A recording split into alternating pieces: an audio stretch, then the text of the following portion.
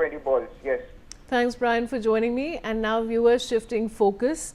US and Ukrainian officials held what both sides described as productive discussions in Florida regarding a potential peace deal, with US Secretary of State Marco Rubio expressing optimism despite ongoing challenges to ending the more than 3-year conflict. Rubio met a Ukrainian delegation led by new negotiator Rustem Umerov. The discussions followed earlier negotiations tied to a revised US peace framework, which some critics had said initially favored Russia. Special Envoy Steve Witkoff and Jared Kushner also represented the US side, with Witkoff now headed to Moscow for further talks.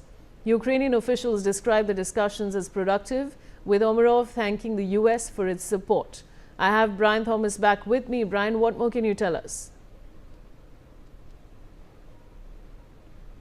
All right, viewers, we'll try and reconnect with my colleague, but we're talking about the US and Ukrainian officials who've held what both sides described as productive discussions in Florida regarding a potential peace deal. Now, with US Secretary of State Marco Rubio expressing optimism despite ongoing challenges to ending the more than 3-year conflict, Rubio met a Ukrainian delegation led by new negotiator Rustem Umerov. The discussions followed earlier negotiations tied to a revised US peace framework.